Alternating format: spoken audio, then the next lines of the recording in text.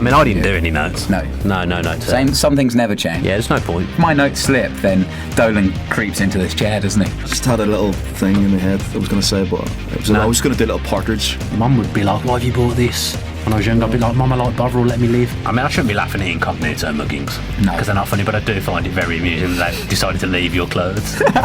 They've got a good-looking team, Dolan. I'd describe them all as housewives' favourites. Chester's got the body of an Adonis. Oh, hello, Marlon. I said to Anne, should we leave this up on the fridge permanently? And she was like, no. It's still there. Big Marlon's still on the fridge. My mum was like, oh, that's a lovely voice. Who is that talking? And my dad was like, oh, it's Chris Dolan. And she took one look at the screen and went, I do not like his hair.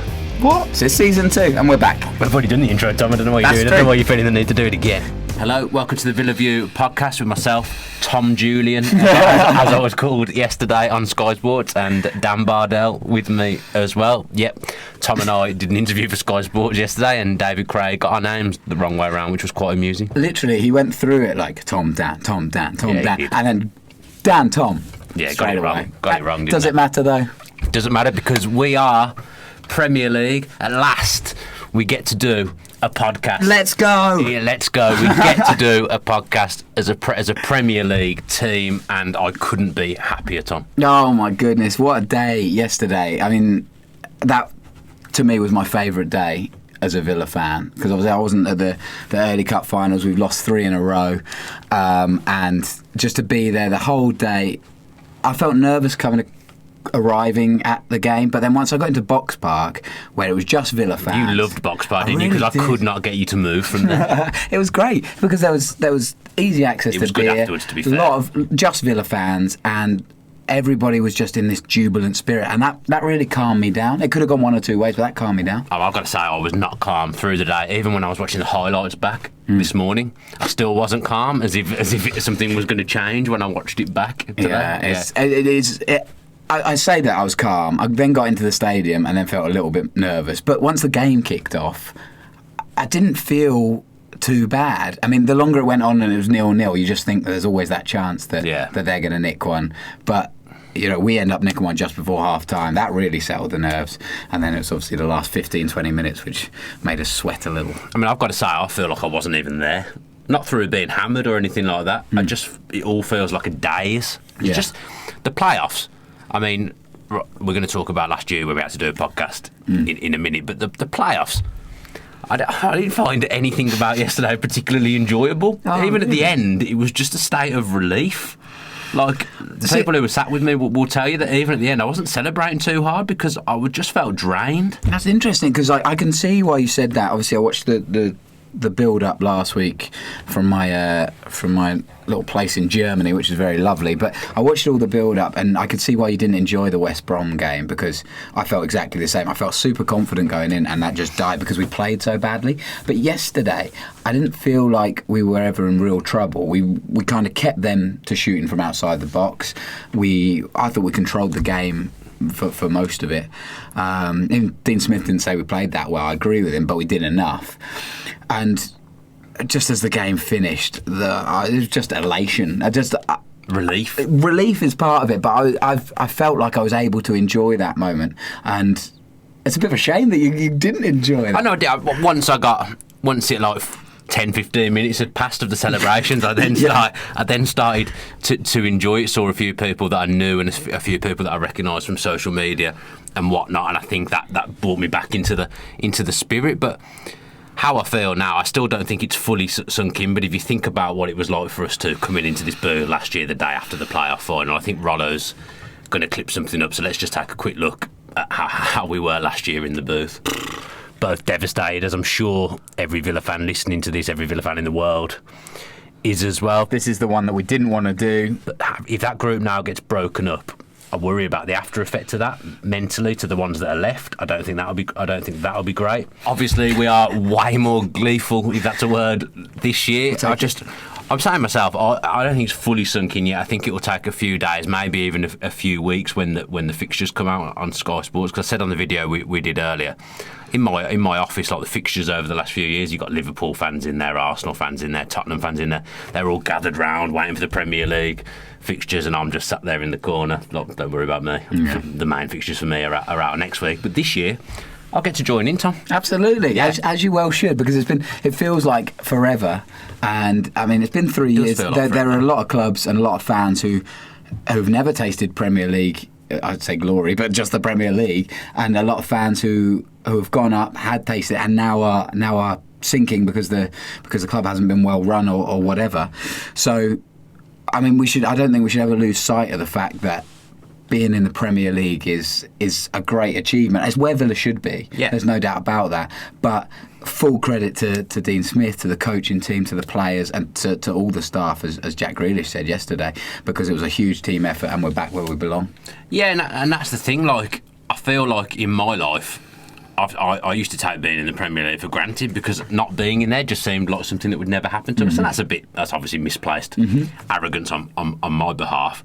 But what I find amazing is, like, I spoke to Rollo earlier, it's the first trophy he's ever seen Villa win. That's mad. Yeah, isn't it? That is mad. I mean, I'm aware that I'm getting on a bit now, and he's about 10 years younger than me, but that just doesn't feel right that should be the first time he's seen Villa lift a trophy. No, and I think you're exactly right in what you say. Like, it's easy to have a misplaced arrogance, for want of a better word. It's not necessarily arrogance, but it is. Well, it is essentially, isn't it? Yeah, I guess it is. But do you think it will make Villa fans better fans, if you know what I mean? Because we've now been there. We've been through some horrible times, some near liquidation times, and I feel like now we're coming out the other side of that. But we should always remember what the start of this season was like, because it was pure horrendousness. Yeah, and the journey through the season, I've said before on the podcast, it feels like about 3 or 4 different seasons rolled into one, really. Totally. It doesn't seem real, does it? What's happened there? I mean, again, I remember coming in to do a podcast when we'd just been taken over, and that feels like years ago now, doesn't it? Like and then the podcast when we were going through that dreadful run. Obviously, we did a podcast. We found out Steve Bruce had got sacked or Dean Smith had been appointed. I can't remember which way around it was. Just as we were about to do a podcast, like, things have just changed so much this season. So it does feel like a few seasons rolled into one, really. But will it make Villa fans better fans? I think for me personally, I think it would make me a better fan, because I would never take that place for granted again now. What about you? Yeah, I think for me too, I feel like I've learned a lot. This sounds a bit weird. I feel like I've learned a lot about how a club should be run, and about how fans should take responsibility for that, for all of the stuff we went through. Because you and I were big Tony Jaa fans. We were like, he's doing the right thing for the club, and whether he was or not is by the by. But we didn't. He was there yesterday, wasn't he? He was there yesterday, and then there's been a whole lot going on. But we didn't. We should have realised that things weren't adding up, I think, as fans. I think there was obvious signs that it wasn't going right. So Villa fans in general need to take more of a stock of what's happening to our club, because it's our club at the end of the day. The owners will come and go, and hopefully we've got 2 that will stay for a long, long time. But they will leave at the end of the day, but we'll be there come rain or shine. I mean, I like the cut of the new owner's jib. Yeah. To be honest, it was good to see them there. Yes, obviously they would be there. I mean, Wes Edens may not have been there had things been different for the Bucks. But lo and behold, The Raptors, they weren't. He's had one out. Oh, you're happy with that, aren't you? Yeah. See, my preference would be the Bucks in that situation. A few people on Twitter were saying, "Why aren't you a Bucks fan?" And I mean, if you've got a team, exactly. Then I mean, if I had to pick a basketball team, it would probably be the Rockets. But that's probably, we don't need to talk about that now. But he's obviously gone through the horrible feeling of the Bucks falling at one of the final hurdles, and then the next day he's got a chance to redeem himself, and the other club in the sport that he owns have gone and achieved something. Must be nice to own multiple sports teams. It's all right. Really mustn't it? Because he's got another chance of redemption. Do you want to hear what he said? Yes. I feel so fortunate to be a part of it. It's an amazing thing to be a part of this great club and its history, and to be back in the Premier League. It means everything. Our goal was to get into the Premier League, but that's just the beginning. We want to build one of the best clubs in the world, so this is a major step in that direction. It's just so exciting. Yeah, Perslow said it's just basically we're a season ahead of schedule. Yeah. Didn't he as well? So next season, that's interesting. That is that they thought next season was going to be the one. Well, so I was going to come on to this, but Taylor 666. What is the plan for Villa in the years to come? Maybe challenging for the Europa League. Where do you see the kind of immediate to short-term future of Villa next season and a couple of seasons after that? I don't really think it's something that can be answered at the moment until we see what our kind of transfer strategy is. Maybe if anyone's kept on contract-wise, what we do with the loan players, because there'll be a lot of players leaving Aston Villa Football Club this summer. Pretty much a whole team, I think, is out of contract, and in the main, it's people that weren't really involved yesterday, but the likes of Whelan, Jedinak, Hutton, Elphick, I think Adoma as well, all out of contract. So there's already a little bit of a rebuilding job to do. But you know what? We've got the right people in there to do it all round. Seems that way, doesn't it? In my opinion, we've now. I keep referring back to the books because I remember that first meeting with Wes Edens and Nassef, where I was sat there with all the other support groups on the day that they bought the club, and they said about having the power of youth and building things up from the ground up and being self-sustainable and stuff like that. So they've obviously got Giannis, who I'm not even going to try and pronounce his second name, who they kind of built the books around. I feel like Jack Grealish is that figure for us now, that the captain, the local boy, done good. I mean, he himself has now joined an illustrious list of Villa captains to lift a trophy. I mean, I think he's still on the Raz now as we and fair play to him. As we do the podcast, as you would be if you were Jack Grealish. I know I definitely would be. I'd have another week left in me. Well, I think. Should we get into the game? Because I think we've already skipped way through the notes. I know it's the last one, but we've got to keep to a structure here, haven't we? I mean, that's not what that forum comment that we read says about us. The Villa View podcast is off the cuff, often shambolic, and always likeable. You mean that one? I really like that comment because I really feel like that should be on our podcast logo somewhere. Yeah. Someone, I can't remember which forum it was, but someone spotted it and sent it to us. That came up in one of the various Villa forums, and I think it was meant as a compliment. It is an apt description of what we do here, because already this feels all over the place. Yeah, well, let's get into yesterday then, and immediately the box spark was the highlight, obviously, as we've talked about. But it wasn't. we get into the game, and I mean, you and I have both watched it back in various forms, and there weren't that many clear-cut chances in the first half. Really, it was a bit of a cagey affair, and I mean, it took until Mason Mount had the first shot on target, but Villa had a couple of corners that bounced in the box, which I never like. Twanzebe couldn't get his foot on the end of it, but I felt like Villa had control and the better chances, even if they weren't perfect. I think Jack's chance was actually a very good chance. It was I'm not saying easier chance because it wasn't easy, but it was an easier chance than I perhaps thought at the time. And then when I saw it back on the big screen, I thought, he should have done a bit better there. Tammy obviously had one as well, a lovely bit of skill that he put just wide, and over that was unlucky. But I felt like we were comfortable, and I felt last year I just never felt like we had anything going on and never felt like we were in control. But for that first half, I thought, we know what we're doing here. Like, we're not playing brilliantly, but we're in control of the game. I thought Horahan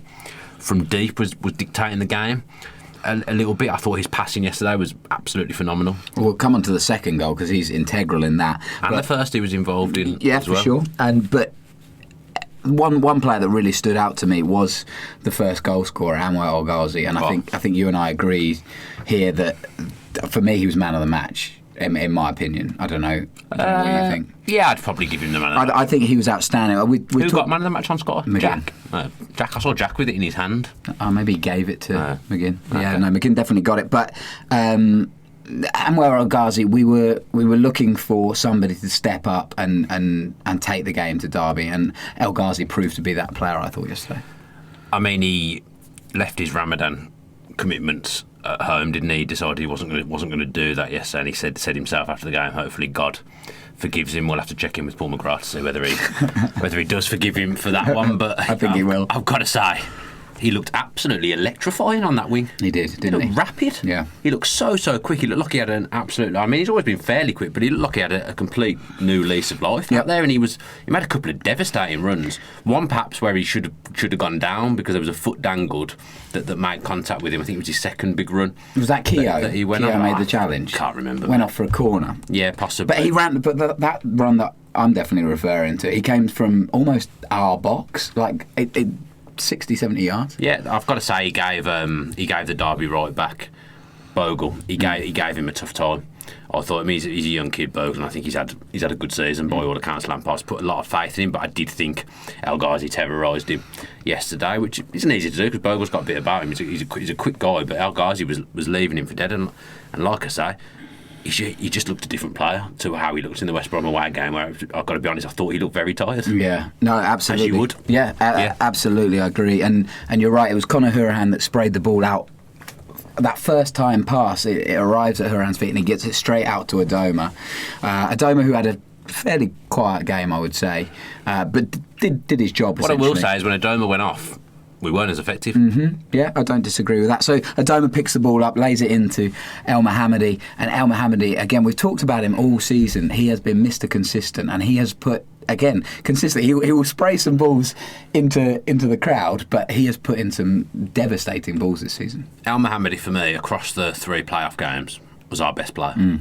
I just think he's very, very underrated, and at championship level, he's a very good right back. Yeah. Sometimes his delivery can be poor, but I should look this up really, but I bet he's got a fair few assists this season. He puts in some lovely balls, and that one yesterday, it was just teasing, wasn't it? It was put right into the correct area. It was great. And it's hit El Ghazi's shoulder/back. Yeah. And gone in. I mean, you were a bit giddy yesterday. You'd one of the drunkest I've ever seen you after the game.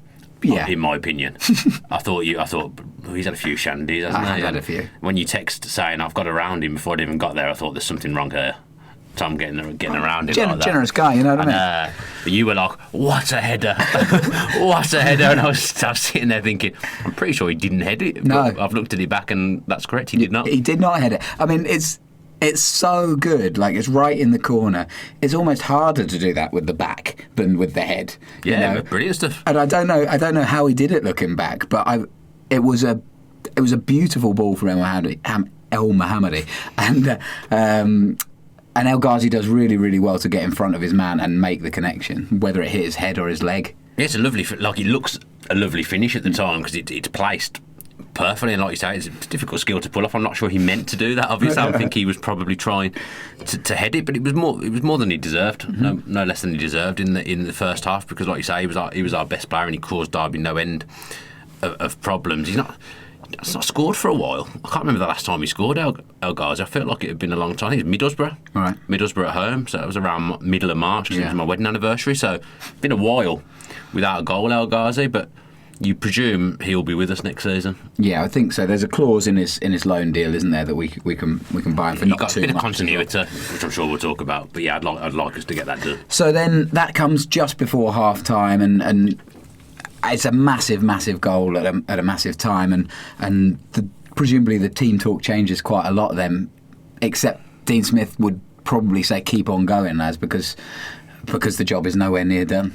It's a very, very good time to score, isn't it? It's just, you can't, if the game's cagey and tight, which I think it was, you can't score a better time, and Frank Lampard will be devastated, because essentially that goal has changed the game. Yeah. Really, so I don't think Dean Smith would have been massively pleased with what he saw in the first half, but I think he would have been content that we'd limited Derby, that they'd not done much. I must say that I thought Frank Lampard's team selection was strange, and I've spoken to a Derby fan since who agreed with me that to play that Mason Bennett on his own up front, who is a wide player and a youngster, it's a lot of pressure on him. It's a massive occasion. I don't think he's played up front much this season for Derby. You've got some experienced Championship strikers or EFL strikers on the bench, including one that scored 2 in the last leg against Leeds. So I thought that was strange, because I felt like that played into our hands a little bit, because his main attribute is going to be his athleticism, but you're up against 2 colossal defenders who are very athletic themselves in Twanzebe and Ming. So I did feel like that played into Villa's hands a little bit, and in the second half when different strikers were on there, that was when we caused problems. So I think Lampard will look back and think, I got that wrong. I thought their midfield was a bit one-dimensional as well. Huddleston and Bradley Johnson in there. I've never been massive fans. I've never been a massive fan of either of them, really. And I looked at our midfield 3 and it's just full of energy, and I thought there's something to be had there for us. So I think Lampard might look back and be disappointed with what he selected and maybe take a portion of the blame himself. Oh, I would think. Obviously, I don't know Frank Lampard, but the type of player he was, I think that he would put that on himself. Do you think he tried to be a bit too cute, kind of go away from what has happened before and try and upset what Villa have planned for Derby, but it just hasn't worked? I mean, I assume Marriott would play after scoring 2 goals, and lo and behold, he comes on. Yeah, and he scores in the second half. It was a well-taken goal. He had another one that was very, very close as well, off his left foot. I think it came off the back of a set play. Yeah, I think maybe you're right in what you say there. Villa have kind of gone with the only selection. I mean, there was 2 selection not headaches, that's the wrong word, but there was two positions that were up in the air for Villa pre-game. It would have been Whelan or Connor, and Adoma or Green. I like the fact he went for Connor, and I think that was a key reason for why we won the game yesterday, because I do think it's a more attacking setup, and I do think Connor's distribution is very, very underrated. It's not his favourite position in that deep midfield role. Yep. He'd rather be bombing on and getting in the box and hanging around on the edge and trying to score goals. But when he does play that deep role, the way he moves the ball is so beneficial to us, and it obviously McGinn drifts wide right as well quite a lot when he plays on that side. So I thought our team selection was good. I thought again, I've not been a massive fan of Adoma recently, but I thought he was good without being spectacular. I thought him and El Mohammadi down the right were a little bit of a threat. I think that's fair. To Derby, and obviously El Ghazi on the left had one of his best games in a Villa shirt. So yeah, Frank Lampard's probably tried to be a little bit too clever, and I think Dean Smith looked at it in an analytical way and got it right. Yeah. Well, Joe Moylan agrees with you on the question of who was the man of the match. He's gone for Conor Hourihane and then El Ghazi with a secondary nomination. But Conor Hourihane, again, he's had his detractors this season, but he delivers so much, and he was integral again. And you're right. I think it wasn't the right game for Whelan, and although Whelan has been a fantastic servant for the club, the selection of Conor Hourihane just seemed right yesterday. Yeah, and I think you've got to be talking about characters and people showing character and whatnot. You think about, I mean, so much has changed since that game anyway, but we lost to West Brom 2-0 at home. Connor's getting sarcastically cheered when he's substituted. He would be very unhappy with that reaction, I'm sure, as I'm sure a lot of the Villa players were at that time. But look at the response, because the next game against Stoke, he made a goal-saving tackle. He covered the whole length of the pitch and got back, and that was when things started to turn. Yep. Jack's come back, McGinn suspended, Connor scored 2 against Derby. He's kind of lost his place a couple of times as well, but when he's been picked, like Jack was ill against Bristol City, Connor pops up with the winner, and he's just been very, very consistent. West Brom, he'd have been disappointed not to start. He comes on and he turns that first leg on its head, and as great as Whelan's been, I do think Connor deserved to start the playoff final yesterday. So I just think that character that's shown this Mbima, and to turn the fans round. I mean, at one point, obviously the song did come on, but to hear the fans singing his name again, he would have absolutely loved that. And that guy has worked so hard to become a Premier League player. He's had to really do it the hard way, having been released by Sunderland at a young age, I think it was, and then he's kind of worked his way back up. And I can't wait to see him in the Premier League now. Like a lot of those players, I just can't wait. And that's the thing with this team. So many good guys in there. So many good players. I thought the same last season. If I'm being honest, that was when I started to get a bit closer to the club, and I thought this is a good bunch of players here. They're good characters. And someone told me a story of when we lost the playoff final yesterday, and a few of them were sat together having a chat, and they said, "This is a proper team. It's a real shame to break this up."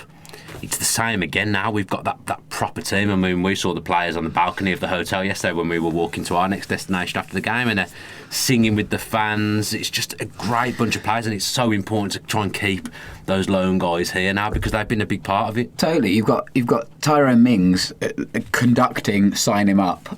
And he's there in his full kit. He's a joke, Mings. I think he's still in that full kit now. He's still in his full kit. But then, like, just about 5 or 6 people down, you've got Tommy Elphick, who arguably lost his place because Mings kind of came in.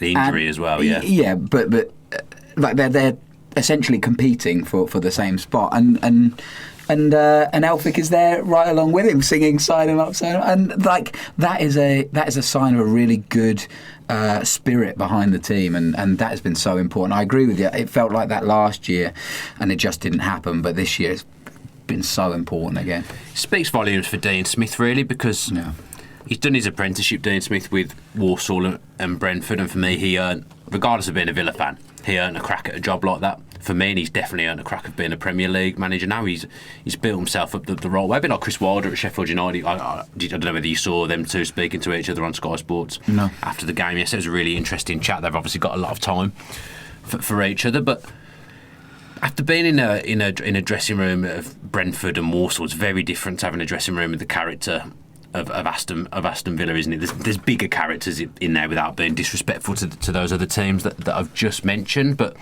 you're not involving a lot of those players a lot of the time, like Elphick, Hutton yesterday. They're not even on the bench.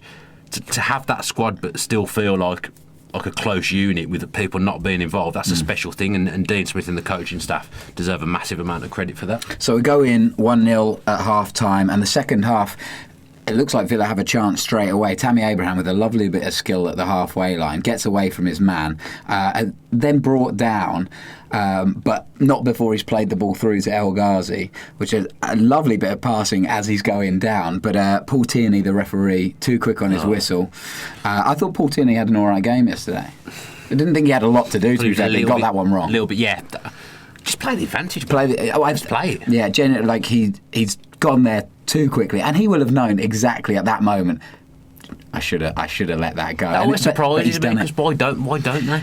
What makes you blow the whistle? Because it wasn't like a Derby player was anywhere near picking up the ball after the ball had been released. What makes him do that? I think surely they just think, just give it an extra few seconds, surely. Sometimes it's just instinctive. I mean, you're the referee and expert. That's why I'm coming to you. I've seen it done before, and I've done it before, where you're like, I've ballsed that up. And he will have, I think, in a private moment, he will have gone to Tammy and gone, I'm sorry, I cocked that up. You know what I'd like to do as a video? I'd like you to ref a Sunday League game. We record the whole game, see how you get on and watch it back, and assess you. Yeah. I would like to be your assessor. That'd be fine. Yeah. I used to do that regularly. You obviously, when was the last time you refed? 2000, about 10 years ago. I mean, I think you'd need to brush up on the rules. Yeah, I would. Or do you, when the new handbook comes every season, do you make sure you know it off by heart? They've taken me off the mailing list. I don't get those films anymore. Anyway, Paul Tierney... That'd be a good video, though, wouldn't it? I'm sure there'd be a demand for that.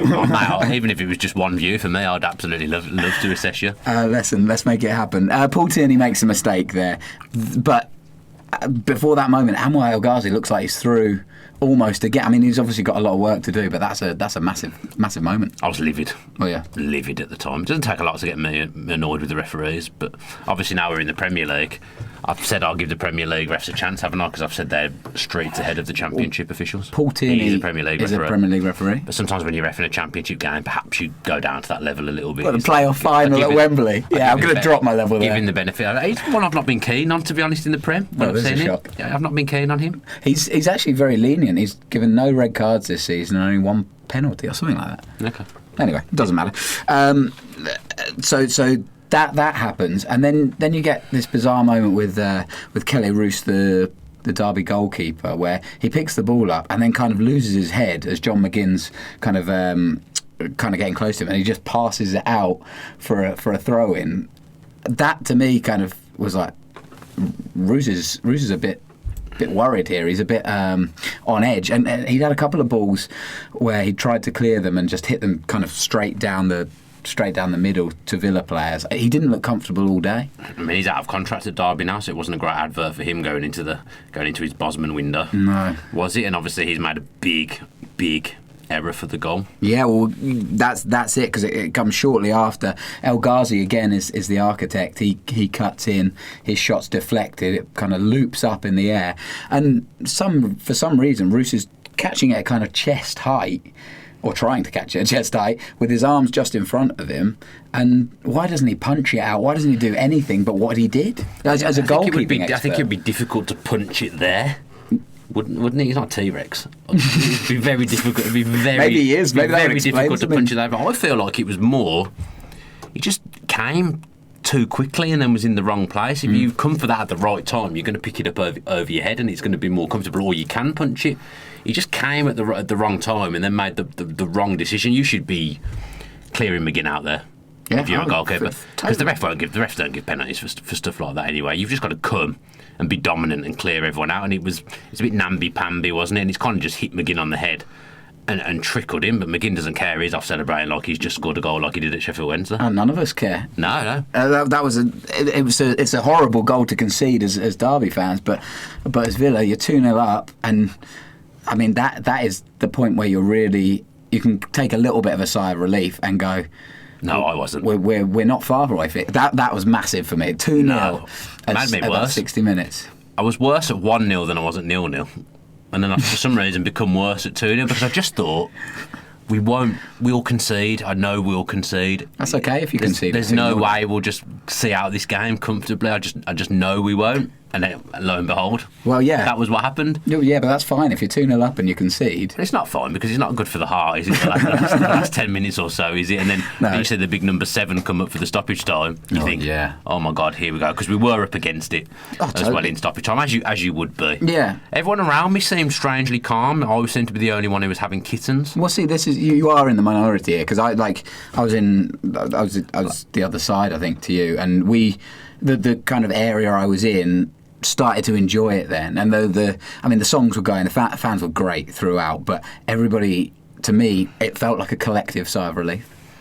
Except for you.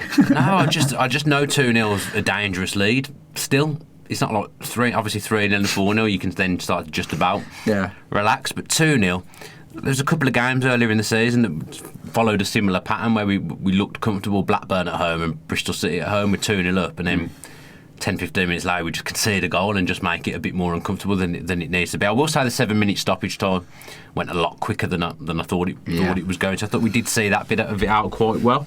But they had a couple of chances, Derby. Well, as you referenced there, yeah, they start to attack, and there's a couple of balls that go into the box that kind of flash across, and they have a couple of snapshots in it. It's a nice finish from Jack Marriott to get Derby back into it. Actually hit Waghorn, didn't it? It was Waghorn's goal. Is it? Yeah, he stuck his toe out and it really? kind of clipped off him. I don't know whether they'd given it to Waghorn, but it was, to me, it looked his goal. Oh, right. Okay, because Tyrone Mings, just before that, makes essentially a goal-saving challenge, and it's quite unfortunate. A game-ending challenge for him. And it's quite unfortunate that, one, he gets injured, but two, it comes straight back and they put that away, whether it's Waghorn or Marriott. And that's when you get you get very squeaky bum time, because one, it's now 2-1, and two, you've just lost one of the most important players on your team. Yeah, like I said, I didn't have any worries with Hawes coming on because I think he's a good defender as well. And then pretty much straight away he won a big header, and I thought, right, this is fine. He settled in immediately into the game. I agree with that. It's just the fact that he's not played that much, and it's just like you're a bit cold. You know when you're coming on and you just don't feel quite right. Centre back is such an important position for that, especially when you're about to get a bombardment, which is pretty much what happened. But it's just typical, wasn't it, with Mings? It couldn't have just gone out for a throw or gone out for a corner, could he? It had to just stay in, and it counts for nothing. But I thought Mings looked like he was struggling quite a lot of the way through that game with an injury. I thought, yeah, he never looked like he was fully fit to me. After about 20 minutes, I don't know if something happened. I just felt like he wasn't fully fit, he wasn't running properly, and you could see he had to make up a lot. He had to put a lot in to get back in, because Waghorn got him behind quite easily. Yeah. Didn't I was surprised by that. It was quite a basic ball over the top. Really. It was a decent curve run, and he's got himself in behind. I thought Twanzebe maybe switched off a little bit for that, but Mings had to cover a lot of ground to get back. Obviously, he's had to overstretch, and that's where he's hurt himself. But yeah, it was a good finish, wasn't it? And then Marriott there, we'll be looking at Frank Lampard, be saying, I should be starting. Yeah, I would think so. Lee P says, how are you feeling with that last 15 minutes after Derby scored? I mean, I know that Aston, who we obviously know, he didn't watch the last 7 minutes. I think he was just head down, sat down, just couldn't bear to watch the stoppage time. I felt terrible. Yeah, I felt like I did in the West Brom game all over again. I'd be glad to just start a new season and not be in a stressful situation immediately. To be honest, as I say, it took me ages to calm down. After the end of the game, I was having kittens. Yeah, I was all over the place. Leo I was sat with kept going, it's fine, we're fine. I was like, no, it's not. Some guy ran down at 2-0, 70 minutes in, and he said he wanted a selfie, which I thought was a bit weird at 70 minutes in. Came down, had a selfie with me. He was like, I'm so confident that we're going to win. I'm going to do this selfie now. And I thought, well, that's jinxed it. Yeah. That's absolutely killed it there. What's he doing? I didn't really want to be part of that, but I didn't want to be rude, so I did it. I did want to say, can we not just do it afterwards? Yeah. Oh, that's horrible. Yeah. I don't even like that you've told me that. No, I felt like it. As I say, I'm still now thinking all this isn't real, and I'm going to wake up at some point and we're still in the Championship. So it happens that the final 10 minutes and then the extra 7 minutes is long, but there's nothing there. I thought a big difference between the two sides yesterday was the calmness of the goalkeepers. I said last week or the week before about Jed Steer and how I didn't think that he dealt with the pressure very well. Everything he had to do yesterday, which wasn't particularly difficult, he didn't have to pull off any world-class saves or anything like that, but he did everything he needed to do, whereas a Roos down the other end had an absolute meltdown, and that's ultimately been the difference. Yeah, he certainly didn't rule the roost with the goalkeeper. I mean, you've given me a lot of stick for these kind of things over the season, and I think you bring that kind of thing out of me. I think when I was in Germany, Dan rang me at one point, and I answered. Hey. Yeah. I thought you were about Rolinson for some No, reason. you rang, and I was like, "Hello, wie geht's?" And you were just like, "I'm not doing that." Oh, because I knew you'd do something like that. Once I heard the foreign dial tone and I remembered you were in Germany, I thought, here we go. Here we go. Me and my lederhosen. Yes. I can picture that, unfortunately. But going back to Steer, he made 2 great claims in added time. Yes. Like you said, it just calms everything down. Yep. Lovely to see. Yep. I'm really pleased for Jed Steer. I think what's happened to him has just been that I don't really believe in fate, but on this occasion I'm going to put it down to fate. Just the way Bruce completely disregarded him, which was an awful decision. He's had to be brought back. He's had to bide his time to get in the team and wait for a couple of injuries to the goalkeepers, and then he's come in and he's just changed things. Even that when we played Sheffield Wednesday at Hillsborough, that was a massive moment. That was a massive game to win, and that was the game that's pretty much secured playoffs. Mm-hmm. For me, because it gave us a bit of distance, but making that penalty save at 1-1, that's massive. The 2 penalty saves, obviously, in the shootout against West Brom, although he didn't have much to do. Well, that world-class save against West Brom as well. That one as well. He's that air of calmness, and I really think he deserves a crack as number 1 next season. I think he's certainly going to get his shot. To at least in pre-season to stake a claim. It'll be an interesting one because goalkeeper is such an important position, but he's done everything right to this point, and that's it. Full time happens. Prince William is celebrating with John Carew. My mate John. Your mate John Carew. You told me last night so many times. Had my photo taken with John I knew it was annoying you, so I kept getting it out. Yeah, I bumped into John Carew after the game, and he was pretty much walking on his own. There was really no one around him, and I could tell he really didn't want to really didn't want this selfie because I think he was worried that loads of other people were going to spot him, and he was in. I think he looked like he was in a bit of a rush, but then we did it quickly, and then I must have said I love you, John, about 4 times, and eventually he said I love you too. Really? Yeah. No. He felt he had to say it, I think. I had a similar experience. So right at the end of the day, I'm leaving. It must be about half 11, and I'm heading towards the tube, and I walk past the Players Hotel, and Tyrone Mings is getting into a cab. Can't believe he didn't get a selfie. Right, so he's still in full kit, and I go up to him, and I'm just like, because I'm quite drunk by this point. I've got to say, Tom was hammered yesterday. For anyone that may have met him, that's not representative of what the Villa View is all about. I wasn't hammered. It was just a mixture of a few beverages. But it's fine. A few beverages and giddiness. Yeah. And anyway, I go up to Tyrone Mings and I'm just like, Tyrone, I think you were so amazing this season. And he's just like, because he's probably pretty drunk as well, and he gives me a similar slurry response. Do you think you knew who you were? No, I didn't. So we have this slurriest conversation, and I don't ask for a picture because he's getting in a taxi and he wants to go or whatever. Could have shared a taxi. Could have done, yeah, that's true. And then on the way back, I'm just like, that was a terrible conversation. And I don't know whether I wish I'd just redone it or not done it at all. I'm trying to think if I've ever had anything like that. I can't think of anything. There was no question around something like that in there. I can't remember. What goals have you ever missed? That was one. Oh, no, I've never missed a goal. Never missed a goal, ever. No, that's good. I refuse to leave my seat during a game for that very reason. Missed a few goals when I'm watching football on the telly, but I've been an idiot looking at my phone because I'm addicted to social media. Done that a few times. I'm cutting that out next season. Phone ban when the football's on next season for me. That's a good idea. Yeah, I'm going to do that. I like that. Yeah, good from you. Thanks. So John McGinn given man of the match Linda Pelot, who we met yesterday. Did meet Linda Pelot with her husband Graham. Have you remembered his name? They were lovely people. That's good. Well done for you. That's why you're better than me. She was telling. So I had a good chat with her, and she was saying that she got him into the football. She's been going since she was like 4. Did she also say that you were her favourite? Probably. Do I recall? That's probably why I remember both their names. Anyway, she says, who was your man of the match? I've said for me, it was El Ghazi. Same, but across the 3 games, Elmer. Yeah. El Mohammadi, totally player of the tournament, El Mohammadi. Deserves his credit. Do you think he'll be there next season? Yeah. Do you think he'll play? We've got this French lad coming in, Gilbert. Everyone's talking about him. Apparently he's really good. I'm not going to sit here and pretend I know loads about him because I don't. Yeah. But I believe he was brought in, whether we with the intention of whether we'd be in the Premier League or the Championship, he was good enough. Obviously, we've been linked with Justin at Luton as well, James Justin. Yes, yeah, that's I believe that is pretty much. That's very close. Right. From what I've heard, we've agreed a fee. Apparently, it's not 7.5 million, like it's been quoted. Okay. In the press, but I believe we're very close. What, as in it's more or less? It's less. All right, good. I believe we're very close with him, so he can play right. He's a right back who's played most of the season at left back, so he would be a useful addition as well. I'm really interested by what we're going to do in the summer transfer wise, because it's obviously this committee. I've heard that Kalinic was a Pitarch signing and that Smith didn't choose him, which I find a bit odd. Right.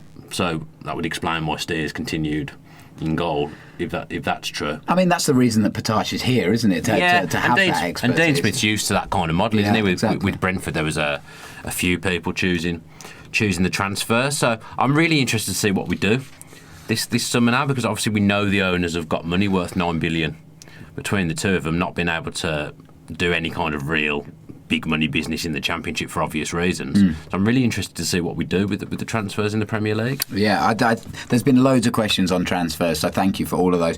But You're not going to answer it. We're going to save those, I think, because there's just so much to talk about already, and we really need some time to have a look at it and see what we're going to say. Otherwise, it's just kind of parroting what the newspapers are saying, and we know that newspapers tell a lot of lies. So Simon O'Regan, still buzzing from yesterday. Players have been immense over the last few months. I thought El Ghazi really stepped up, as did many others. We're back in the Premier League where we belong.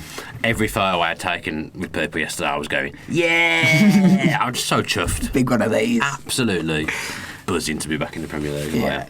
Absolutely buzzing. You'd already talked about getting your patches. Patches will be on the shirts next season without a doubt. Never something I've done with when I've bought my own shirts in the past. Again, taking it for granted, Tom. And then I didn't get Championship patches on any of my shirts because I refused to accept that we were in the Championship. So that's the first thing I'll be putting on my shirt next season, Premier League patches. For sure. Nice. On my new Kappa shirt. Nice. Yeah. Jack Grealish, after the game yesterday, it's the best day of my life. I just saw my family and it got a bit emotional. At the start of the season, I didn't think I was going to be here, but then playing all season, scoring against the Blues, then injured, then given the armband, and then scoring against the Blues again, and then to go on this unbeaten winning streak, captaining this club to where it belongs is a dream come true. What a guy. What a guy. He's lived the absolute dream. Do you think he goes down? I think he goes down in folklore now. I would think so. Do you think, well, he has to. I know we had this discussion before. Do you think he becomes a legend now? I think he will become a legend. I don't think he can be a legend while you're playing necessarily. That's interesting. But like he's captain Villa too. Definitely in icon territory. Sure. If you can become an icon while you're playing. I'm not really sure. Yeah. I don't care enough to debate that. But he's won the 10 he's won the 10 games in a row. He's captain Villa back to the Premier League. He's a boyhood fan. I think he has to become a legend. At this point as well, he's basically playing in his socks. Yeah, because he's still wearing those boots. Yeah, I've got the quote on that. I came back from injury and these boots were brand new. Then I got a few goals in them and a few assists. I thought these were my lucky boots, so I've kept them. They are in absolute tatters. Really, I mean, I play football once a week, 7-a-side in my Adidas AstroTurfs. Why aren't they battered? I've got a pair of Sondicos that... Sondico, mate. Not Sondico. Is it? Is it Sondico? How do you know that? Just know. Who says it? I've never heard anyone call it Sondico. Sondicos. Anyway, I've had them for about 10 years and they're still, that's what I mean. Fighting for it. I mean, obviously this is a higher level and the kid does get kicked up and down every single week. But you wouldn't expect them to be that battered. No, they were really... And he... did you see his eye? Yeah, Chester hit him with the trophy. Yeah, so I thought it was James Chester. Yeah, but with the trophy, I think Chester dropped the trophy. Yeah, exactly. Yeah, cut his eye. So he had to have his eye glued up.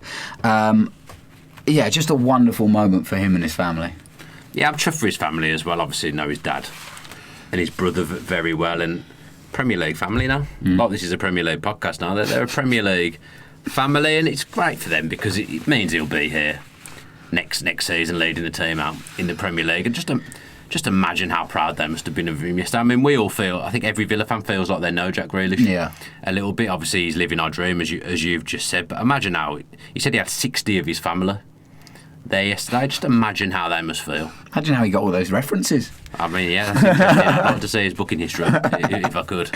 He said, it's an unbelievable feeling. I had to bring Chesney up with me, James Chester. There's a few players here who don't get enough credit. The likes of Alan Hunt and James Chester, what they've done shouldn't go unnoticed. Completely agree. Tom Fleming says, make sure James Chester gets a mention for potentially putting his career at risk to carry us through the first part of the season. Deserved to lift the trophy with Jack yesterday.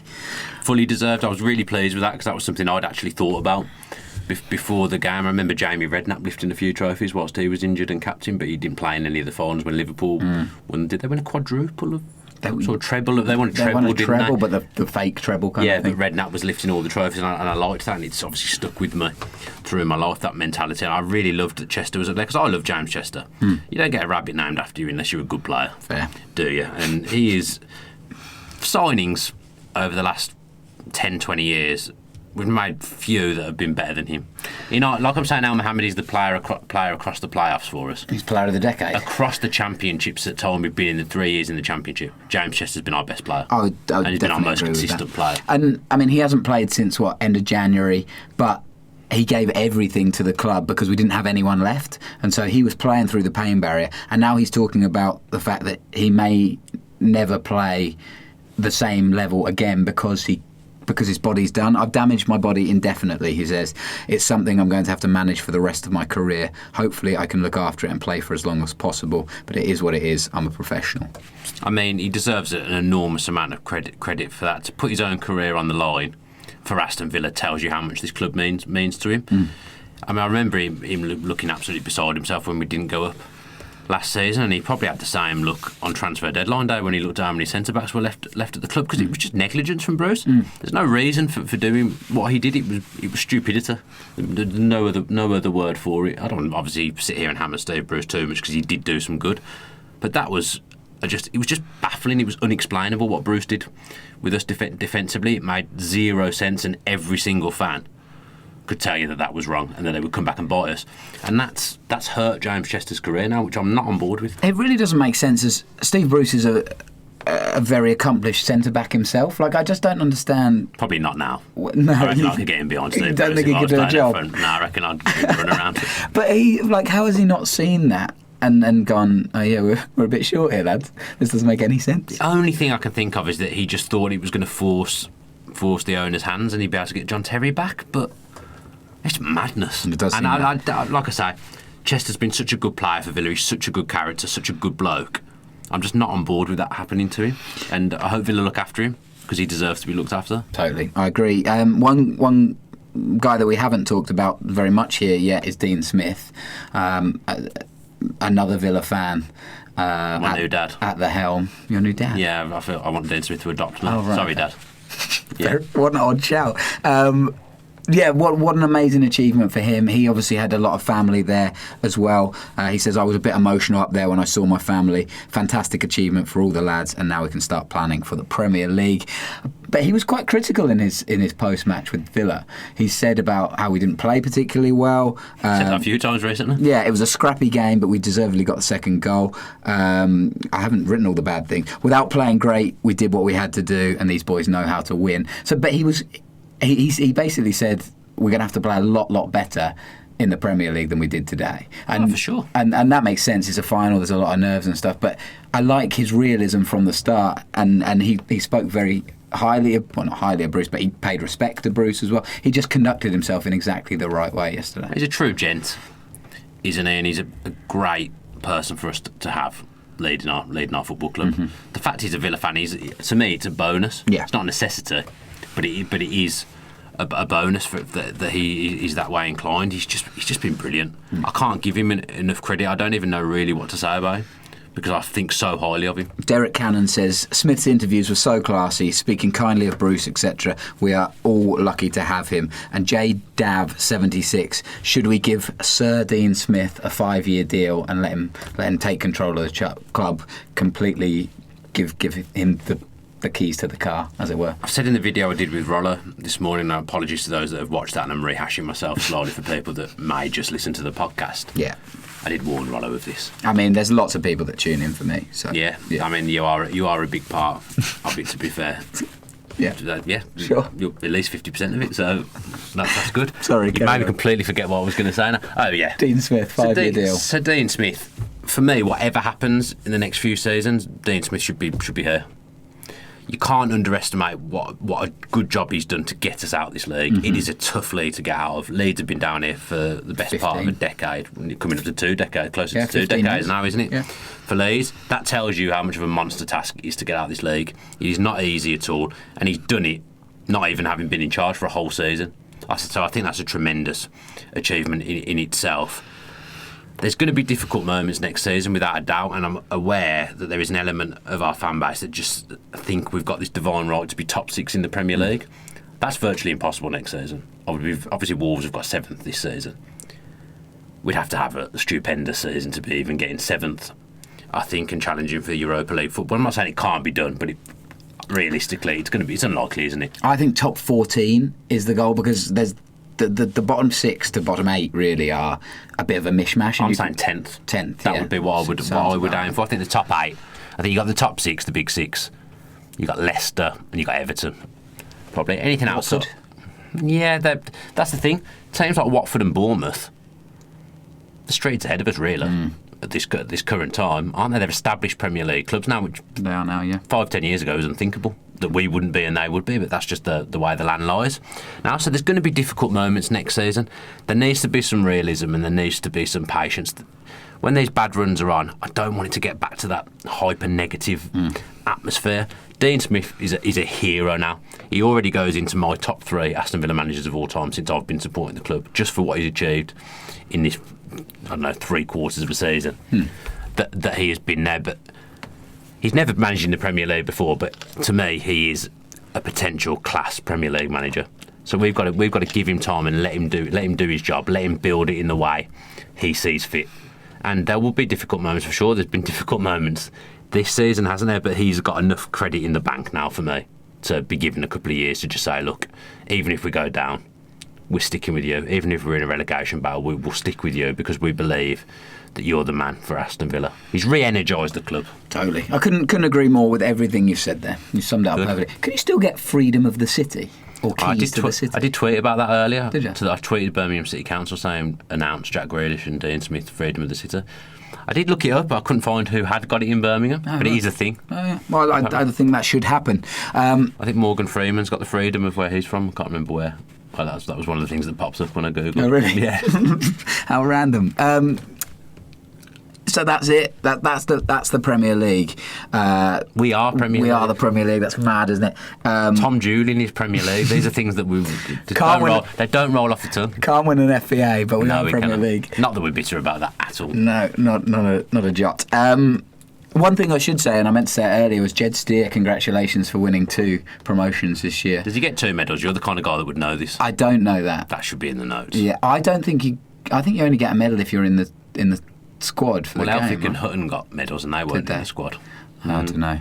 I don't know the answer to that. Jacob Ramsey got a medal and he's only played twice. Really? Yeah, I saw a picture of him with a medal on. Because in the Premier League, I remember seeing this with Martin Keown years ago. You had to play like at least 8 games. And It used to be 10, I thought. or something like that. Anyway, Martin Keown had to play every game of the last. I think they've been that now. Have they? I'm pretty sure they've So been maybe that. you get like 30 and you can give them out Yeah, to whoever basically. you want. A lot of the staff obviously get them as well. It was good to see as well the backroom staff obviously celebrating yesterday because there's people there that go absolutely unnoticed. People don't know how much of a good job they do. Like the Alex Butler, the medical lads, all the people like that. They seem very well loved by the players. Tommy Jordan and Little Tom as well. They're just loved by the players and they do a lot of key work at Aston Villa. So just to see all those people celebrating, everyone at the club fully deserves it. Yeah, totally. There was one negative thing yesterday. The Derby County fan bus. Have you seen the footage of this? I haven't seen the footage, but I've seen a lot of tweets about it. Yeah, so I watched. Disappointing. I watched the video. The video's on Birmingham Mail's website, and like one of the windows gets absolutely bashed in by 3 or 4 bottles, and I mean there's dozens of, well, not dozens, but 20 bottles or so chucked at this bus. And I'm like, what are you doing? Yeah, get a life. You've just gone up to the Premier League. Why do you have to celebrate by smashing up a bus? So there's a Just Giving page if you do want to donate. It's already up to about £3,000, which is great. Obviously, if you didn't throw a bottle, then you don't have to. You don't have to donate, but it's one of those things. It gives Villa a bad name.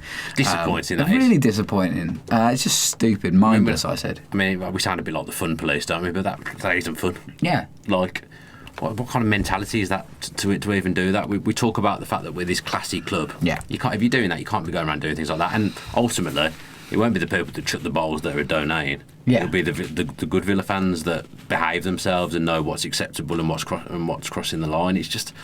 Yeah, it puts a bit of a sour note on the day. I think really. Obviously it doesn't ruin it because obviously we're all delighted, we're all still really happy, but it's just completely unnecessary. If you are one of those fellas that chucked a bottle, then maybe you've woken up today and gone, that was stupid. No. Maybe chuck in £100 because it was stupid, essentially. But that's what happens sometimes. The people that shut the bar won't listen to the Villa View. No. That'll be Villa on tour, people. That's true. Okay, so we've got a couple of. So as I said earlier, we've got loads of questions on transfers, and thank you for those, but we'll do those another day. As far as I know, we can go through a couple really quickly. With the loan guys, you've got El Ghazi and Hawes, who are pretty much guaranteed to come because they come with a small fee, but it wouldn't make any sense not to bring them on. No, you need continuity for me. Yeah. You've got to get as many of the lads that were here this season, they've got to still be involved in the club. I'd be tempted to give Whelan another year as well. To be honest, I think you need to try and keep some form of continuity because if you're doing a complete rebuild and a complete revamp, look at Fulham. They've shown us how not to go about it. You then upset the dressing room. So even if you're bringing in good players, you've upset the dressing room. I mean, Villa ourselves a few years ago, we brought in about 11, 12 players, didn't we, from all over the place. Mika Richards, Crespo, Thiago Alora, and then obviously Veretout and Idrissa Gueye have gone on to do wonders elsewhere. But if the dressing room's not right, you ain't got a prayer. Yeah. So we've got to be very careful with what we do, I think. So for the other two loan signings, Dean Smith said yesterday we've got a matching right with Ming. So if Bournemouth get another offer in, Villa can match that. And Tammy Abraham has said how he wants to. He thinks he can be an asset for Chelsea. It was quite interesting. Did you hear what Jack Grealish said? That Abraham was seriously, obviously considering Wolves in January, but Grealish had to lie to him to say, look, I'm coming back, just wait, and he ends up staying. And ultimately, Grealish was right. And ultimately, he was like that. Yeah, again, Grealish said that if they won those first four games when we went on that 10 game unbeaten winning run.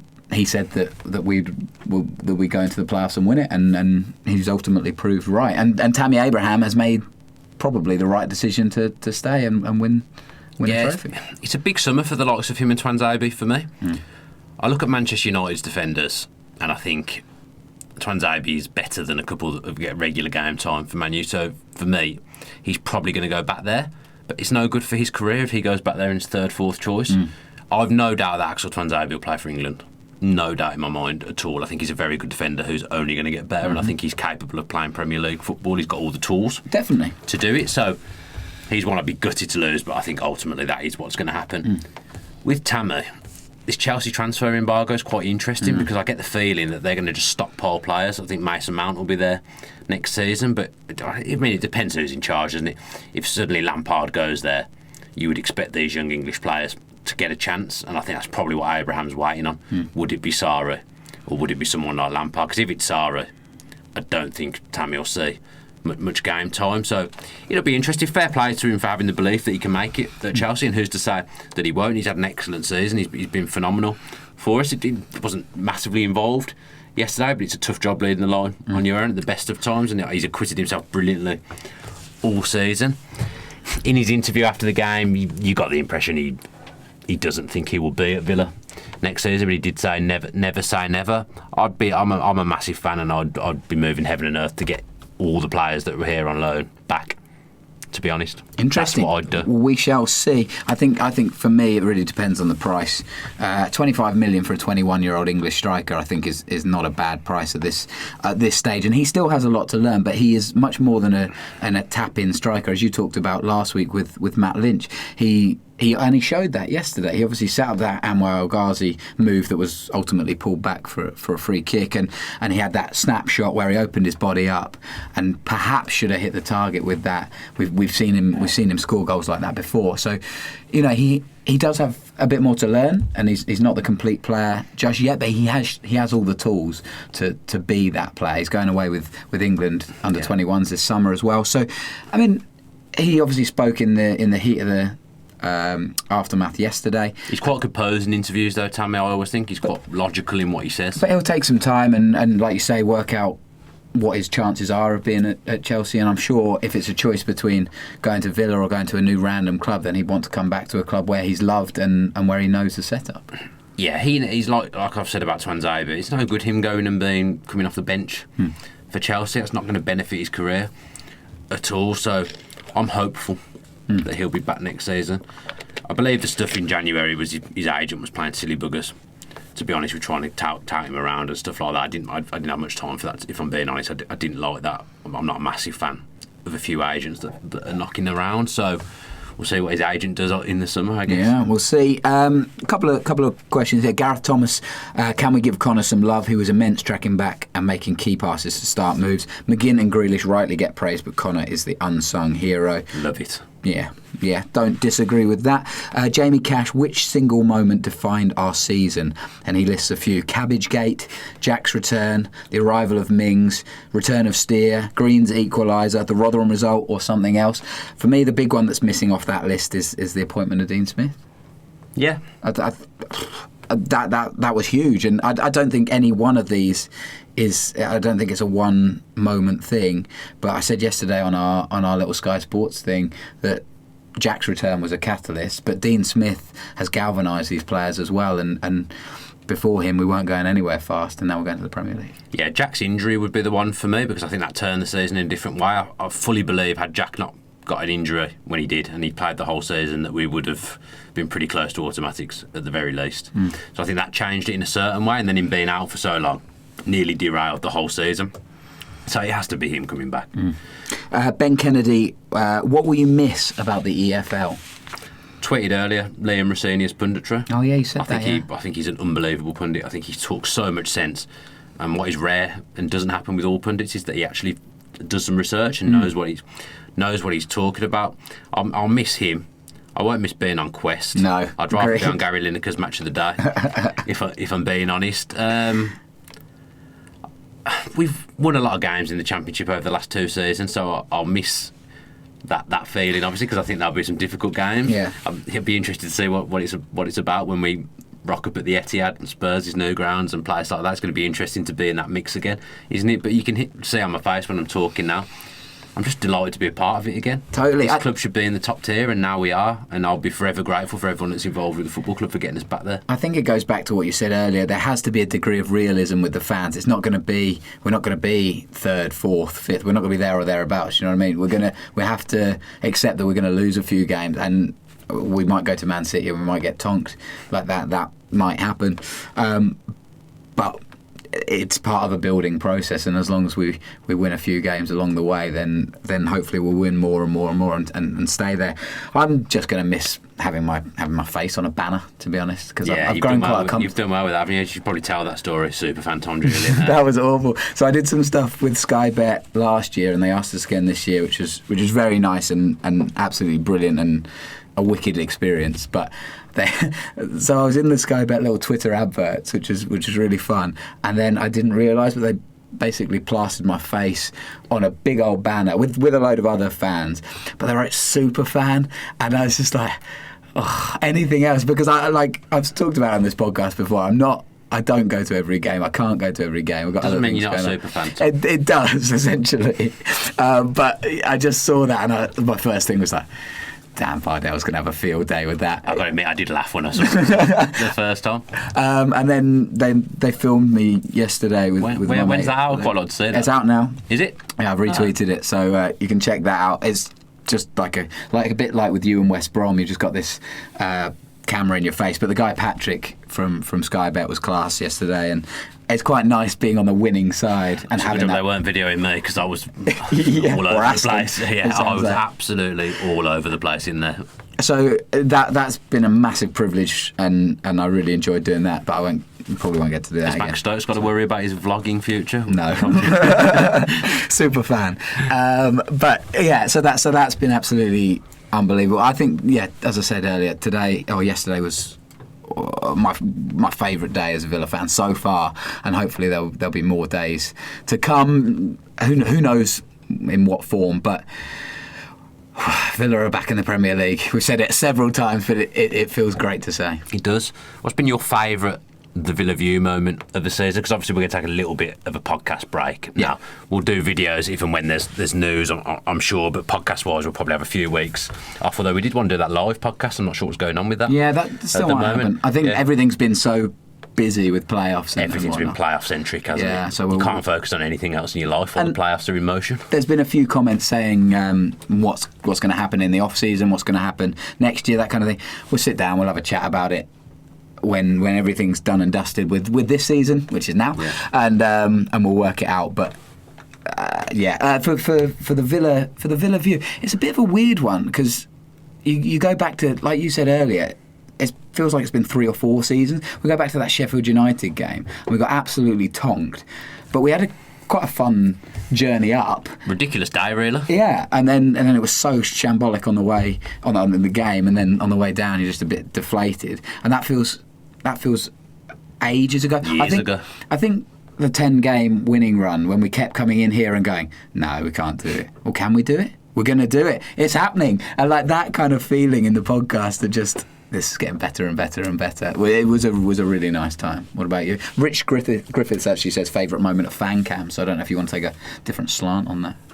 I can do both. Fan cams wise, I think just seeing little Tom with a smile on his face is a big thing, and just, I don't know whether you saw the video of him celebrating yesterday at the end of the whistle, and you can see like when the penny drops with him that he's in the Premier League again. It's just, I love little Tom. I think he's a great little character, and he's been a big part of the Villa View since the channel's become active. So probably just speaking to him every week, to be honest, because in my eyes he's a little legend. He's been through so much, and he comes on and he talks a lot of sense for someone so young. So probably, I know Richard's asked the question, but probably speaking to little Tom. I always look forward to it, to be honest. Villa View wise this season, it's Sheffield United one was weird, because like you say, we somehow managed to have a good day despite the fact we'd lost 4-1, and I think in a way that tells you what Villa's about. Yeah. Because so often you go to away games and stuff and you say, I had a brilliant day until the game. Yeah. Like yesterday, I had a brilliant day. So many people came up and had kind words to say. Yeah. So many people. Like, it's just been, the response to that Wembley video that I did with Rollo has just been ridiculous. Like, I knew it was good without being big-headed, but I didn't think it would resonate with as many people as it has done, and it would be great to do something like that again at some point. I really, really enjoyed coming up with it, and I really enjoyed doing it. But yeah, just meeting so many people yesterday that loved the Villa View, like Linda Pallow, like we mentioned the name every single week. Yeah. And then she comes up to you and I'm Linda Pallow. Yeah, that's just great. Yeah, Villa, Rich, Darren Woolley, I met yesterday for the first time. There's just so many people, and I can't name them all, but it's a great privilege to do this, and sometimes we get a bit of, especially you, get a bit of stick for arrogance or anything like that. Rollo gets it more than me nowadays, but yeah. But that's just not what it's about. It's unbelievable to think that people tune into this what was it, shambolic podcast every week, and the bits and pieces that we do.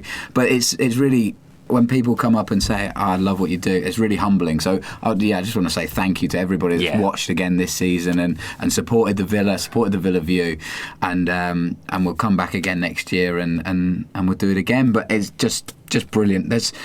Is this the... Yeah, what I'll say is I just love the fact that our videos play a part in people's match day routine and weekly Villa routine. To me, that's still something that I've not really come to grips with. That might be there was a moment where I was going up to a game, I can't remember which one it was, and I was on the train to Aston, and there was a guy listening to the Villa View podcast, and I just saw it up and I was like, that's weird. That's weird, but brilliant. Absolutely brilliant. So thank you to everyone that's been so good to us. It's the reason we do it at the end of the day, because if people didn't enjoy it and people didn't listen to it, I don't think there'd be much point me and you sitting here. No.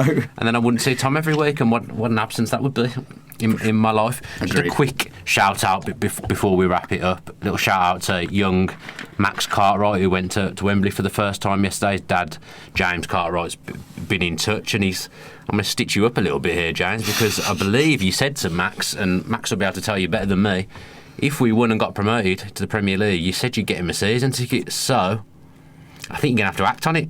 If Max is listening, Max, you're owed a season ticket. Max, well done. So do it. Good bargaining from you, son. And fair play to you. Yeah, Max Cartwright. Yeah, Max Cartwright. Max Cartwright, season ticket holder, 2019-2020. Premier League season ticket holder, Max Cartwright. Very, very nice. I would like to say just briefly, because we're supposed to have finished this ages ago, but yeah, we get kicked out in a minute. Alfie, born just before Villa Blues 4-2. First, I mean, he obviously didn't come to Wembley, but is I can't believe you're not taken to a game yet. That's poor. That's not the actions of a super fan. Under threes, aren't they? Oh, they are now, actually. That's changed. Really? But anyway, it doesn't matter. Luke Roper, first kit, first Wembley appearance for Villa. They win. You know, that's been a lovely little moment for me personally. Obviously, Alfie's not going to remember any of this, but I've got some real nice memories of having him. He wore his Villa coat yesterday that you got him. Lovely stuff. So yeah, it's been a really special season for a lot of people for a lot of different reasons. But it's just nice to play a small part in that. Yeah, and it is a small part, very small, essentially. But just what a ridiculous season. What a roller coaster it's been, and the amount it's weird, like you say, the amount of times we've been in this booth and been miserable, the amount of times we've been in this booth and been happy. It's very Jekyll and Hyde, but at the end of the season, we've all got what we wanted and what the Villa faithful deserve, and that's Aston Villa back in the Premier League. And I think at some point we'll probably have to review our predictions, probably the first one back. Season 3, if we're renewed, of the Villa View podcast, we'll probably have to have a little look at what we did in our predictions. I'm not imagining that's going to come back too clever, but we'll see. Well, I can't actually remember, if I'm being honest. But yeah, we'll obviously still be active on social media. So if anything happens with the event that we were hoping to put on in the next few weeks, hopefully now the players have finished that, we can get that going. Obviously, we've got the 7-a-side against Villa on tour as well that we need to sort out. That's the real cup final. Oh yeah, that is the real cup final there. Massive. Yeah, I spoke to Max earlier and we were talking about it. So it's still in the works. These things are notoriously hard to organise, but we will do. But yeah, thanks ever so much for listening to the podcast all season. And again, thank you very much for all the kind words, because it really does mean a lot to us all. And fantastic. I still just can't believe we're back in the Premier League. That's it. There's nothing else to say. Villa back in the Premier League for the last time this season. Up the Villa. Up the Villa. Let's go. If you enjoyed that video, why not watch another? Click the video choices on screen now to go and watch them in full. Be sure to subscribe to the channel by clicking our logo there on the left. Easy peasy.